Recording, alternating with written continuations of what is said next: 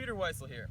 I've noticed that many golfers tend to reach for a high lofted wedge, such as a sand wedge or a lob wedge, almost automatically once they hit their approach shots near the green and they're not yet on the green. I have three simple alternatives to your high lofted wedge that may help you shave a few strokes off your score.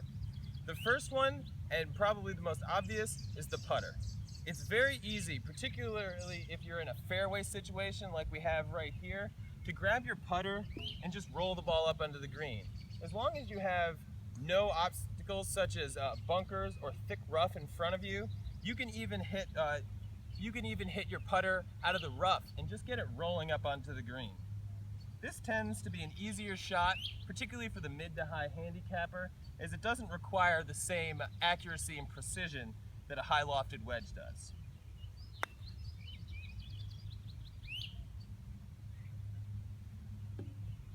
The next alternative I have is an 8-iron. You can use another mid iron, such as even a 9 or a 7-iron, or shoot, even a 6 or 5 if you really want to. But for me, an 8-iron is a nice, comfortable club that gets the ball rolling. And if you do happen to be in a little bit of rough or you have a slight amount of carry, there is some loft on this club, so the ball will spend a little bit of time in the air and then get rolling once it hits the ground. In that example, I actually carried the ball over this fairway and landed it on the green and left it pin high. The third alternative I have here is my 4 hybrid. This is a 21-degree hybrid that I really like to use around the green.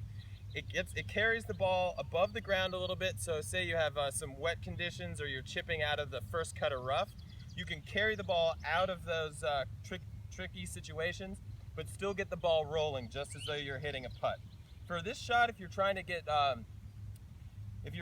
bump and run with your hybrid, I suggest setting up just like you would for a bump and run with your iron, putting the ball a little bit back in your stance and choking up a bit on the club. That way you're not standing quite as far away from the ball.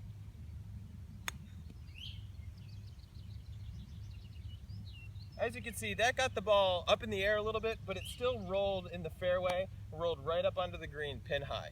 I hope these tips help you out during your next round and you shave a stroke or two off your score.